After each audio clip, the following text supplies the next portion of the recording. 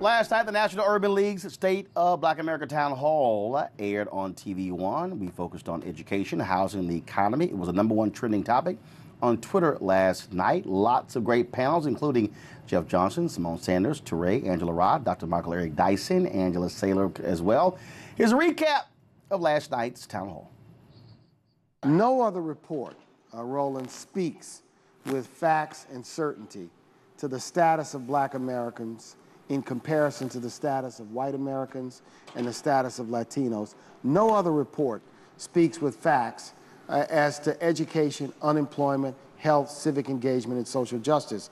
And we think it's important when we discuss the all-important issue of race, the all-important issue of the future of the country, that there be facts on the table. This report is not spin. It certainly isn't fake news. It's just the facts. At the end of the day, we have spent a lot of time on what's happening in the Department of Education, but organizations like the Urban League, the NAACP, whether it's Alpha Phi Alpha, go to high school, go to college, we have been talking about local issues for a long time. I think there are several areas that we can talk about where we're losing. And I think one of those that we've abdicated to in too many places is school board positions. There have been too many of us that have not run for school board, that have allowed people that fundamentally disagree with everything we think. I don't think education is no longer the great equalizer.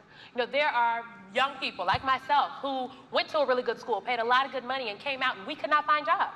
So no longer can we continue to tell our kids, you put your head down, you buckle down, you do your work, you go to school, you'll be able to get a good job, and your life will be successful. So I think we have to change the conversation, like Jeff said, within our communities on how we're talking to our young people. Are we encouraging entrepreneurship? What are we doing in the tech space?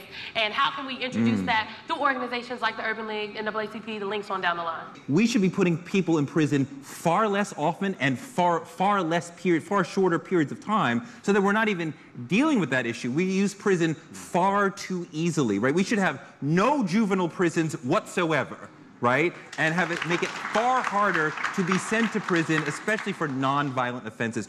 About half of the people in prison now are in for non-violent offenses. That does not make any sense. The problem is, what do we do when our kids are being told by the people who are supposed to educate them that you are inherently violent and criminal?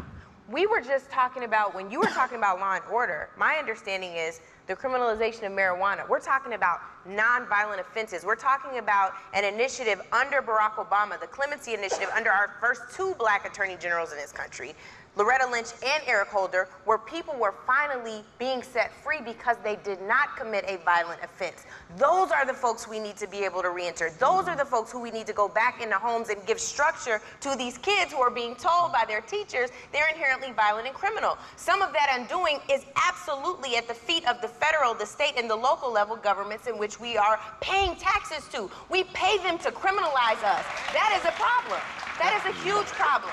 The reality is that the greatest bleed-off of black wealth occurred in that housing bubble when it burst, and black people and brown people, but especially black people disproportionately, lost millions upon millions of dollars. In fact, we were told that Black America, it will take us 2 generations to recoup just that which was lost. That which was lost, not even talking about any new accumulation. We did not press the Obama administration. The Obama administration, because of its racial procrastination and its unwillingness to be specifically racially targeted in its policies. And as a result of that, the interests of African American people in regard to housing was severely diminished. I absolutely think that we should stand up for people to stay in their homes. I mean, it's difficult to become a homeowner, and then it's even more difficult to be a legacy giver. And we have to get to a place where we're passing legacy.